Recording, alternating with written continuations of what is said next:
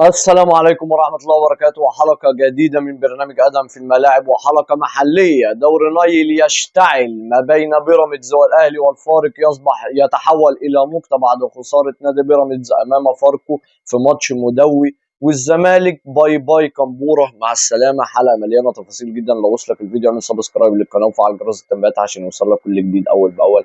كان معكم أدهم شاهين في برنامج أدهم في الملاعب، فيلا بينا نبدأ.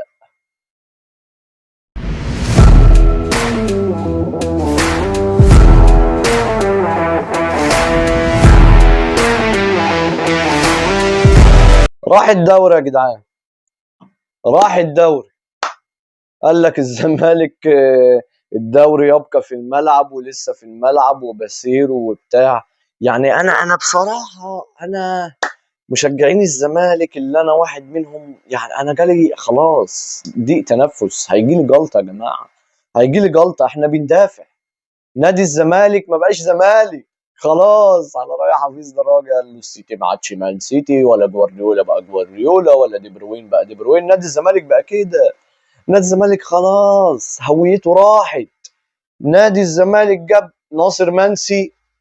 يعني انا ابدا بماتش الزمالك. تشكيل بسيرو بيلعب لي بثلاثة 4-3، بيلعب بثلاثة مدافعين قدام البنك الأهلي. خطة جميلة جدا، خطة ولا أروع. جبت جون في الدقيقة كام؟ في الثانية 40. في الدقيقة كام؟ ايه ناصر منسي. خلاص بقى افتح يا معلم، ماتش بتاعك ودي بقى، ودوس بنزين على الآخر. دوس بقى 3 4 5. عماد النحاس بتاع. مفيش. انت الشوط الاول استحوذ الاستحواذ ليك، الهجمات ليك، مفيش خطوره منهم، الكلام ده كله. بس البنك الاهلي لا، عنده شخصيه في الملعب يا جماعه، عنده شخصيه في الملعب. انت بدايه من الشوط الثاني انت بتدافع. يعني انت مستكفي بالجون ويرجع لورا اركن الاتوبيس وبتدافع. ضربة جزاء مشكوك في امرها، بس ما علينا. نادي الزمالك هويته راحت. انت بتدافع امام البنك الاهلي، مع احترامي ليهم طبعا، فرقه هم بيلعبوا باسلوبهم وده اللي بيعجبني، ما بيخافوش في المناسبه. بس انا قصدي انت خايف، جبت جون فبتنام عليه. لا يا جماعه، لا لا لا لا، هويه نادي الزمالك بتروح، بتروح خالص بصراحة. بسيرو ايه ولاعيبة ايه، والواحد بصراحة بقى يشوف قرف قرف قرف. يعني اللي هو انت جبت جون وهوب كورباك و91 والرومونتادا والروح بقى. انا قلت بقى خلاص هننافس يا رجالة، الارض لو عطشانة، وهنروح و2-1 وفي ال90 هي دي اللي هتحول الزمالك وهنبدأ.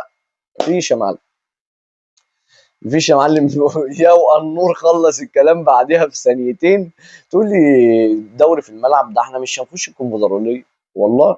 ده انا اقول لك على حاجه، مش عايزين نخش الكونفدراليه. انا اصلا كان املي نبقى في دوري ابطال افريقيا، بلا دوري بلا بتاع. دوري مين يابا باللعيبه اللي عندنا؟ سيب فاروق جعفر واقف مع راح معدي يا النور طب انت يا حسام عبد المجيد، طب واقف بتعمل ايه؟ عواد يا عواد، يا عواد، عواد بعت ارضك يا عواد وبتعمل لي الكرة كده بايديك. ده هي اعملها لورا ركنيه للجنب يا جماعه، يا جماعه مستحيل، مستحيل اللي انا بشوفه بعيني ده. انتوا ما خليتوش فيها فنيات ولا تكتيات. والواحد بصراحه بيتكلم في المحلي خصوصا عن الزمالك وازمه زيزو. الواحد خلاص، انا تعبت، تعبت نفسيا خلاص كده. اصبح الفارق ما بين النادي الاهلي والزمالك 6 نقط، وما بين الزمالك وبيراميدز 7 نقط. معناته ايه الكلام ده؟ معناته ان فاضل 4 جولات. بالمنظر ده انت هتطلع من مربع الذهبي اصلا. انقل على ماتش الاهلي. الاهلي عماد النحاس يا جدعان.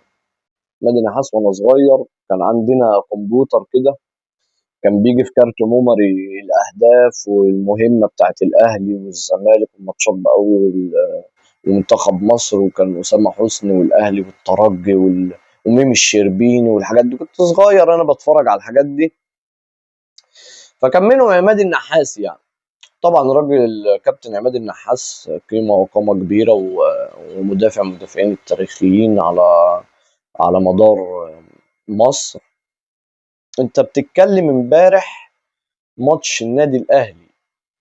انا دايما اقول ان خطه 5 3 2 او 5 2 3 او 3 4 3 مع النادي الاهلي ما بتنفعش.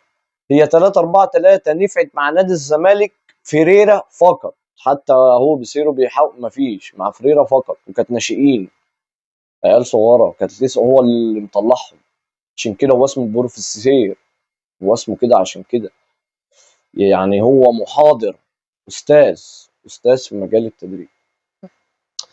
فانت النادي الاهلي امبارح كابتن عماد النحاس بصراحه يعني انا اتمنى، والله اتمنى ان يكون هو اللي يدير النادي الاهلي ويبقى، يا جماعه انا ونفسي كده في الزمالك، ونفسي يبقى مدرب مصري، مدرب مصري فاهم. احنا شفنا امبارح 5-0 مع الرأفة، بجد والله مع الرأفة.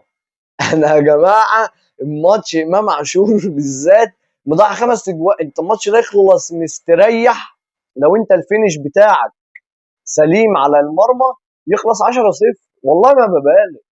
انت بتلعب، عارف انت كانك بتلعب بلاي ستيشن وعاملها سهله.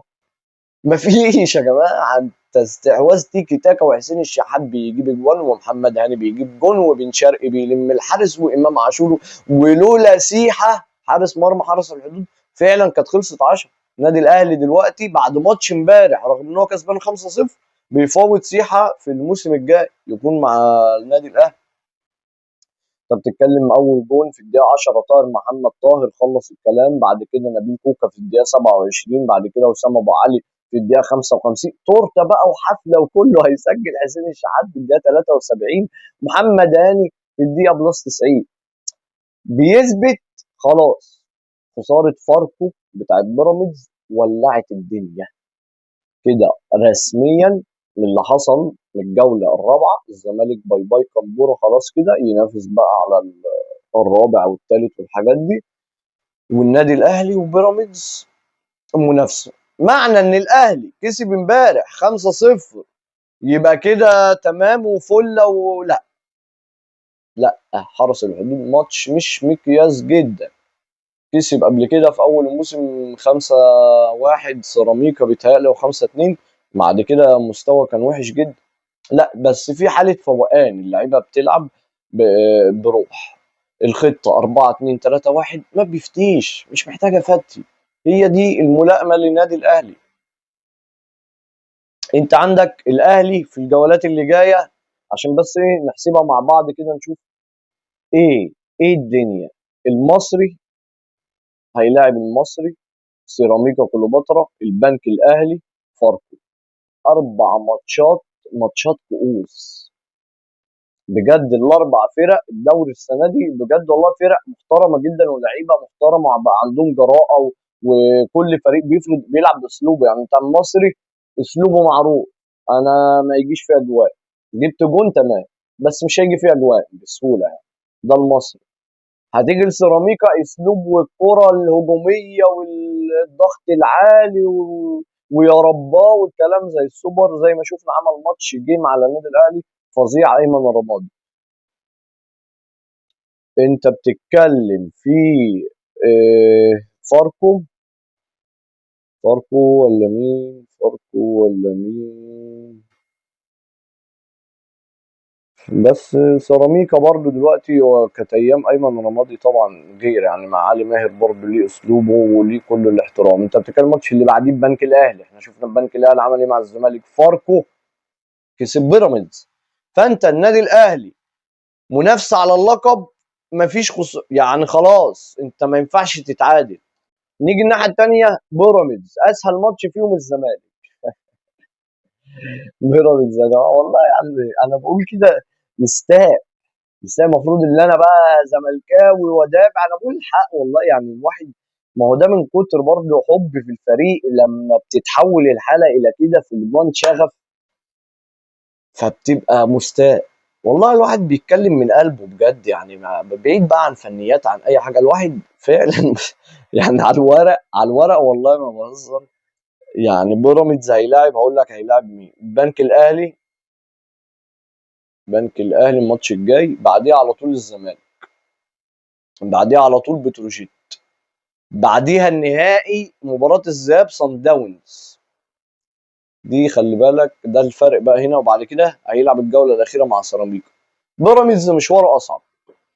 أنا دلوقتي لما شفت إن النهائي صن داونز الذهاب في هناك في جنوب أفريقيا، بعد كده آخر ماتش في الدوري، لا لا، أملك بقى يا بيراميدز إنك في الماتشين الجايين دول إن الأهلي يتعثر.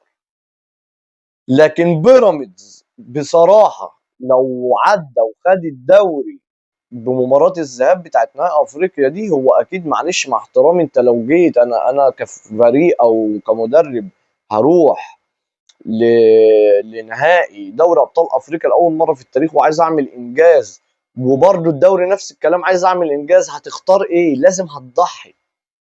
املك بقى انت وتوفيق ربنا ان الاهلي يتعثر، بس انت لازم هتضحي. فالافضليه انا بقولها من دلوقتي، الافضليه للنادي الاهلي في الدوري. واتوقع كده، هي طبعا مش امنيتي، ما اتمناش ده، بس الواقع والمنطق بيقولوا ان الدوري نايل السنه دي بعد الجوله الرابعه هيروح للنادي الاهلي. افتكروا الكلام دوت. لو حد ليه راي تاني في التعليقات يا ريت يقول لي في الكومنتات، هستنى ردكم. اشوفكم على خير. كان معكم ادم شاهين في برنامج ادم في الملاعب، والسلام عليكم ورحمه الله وبركاته.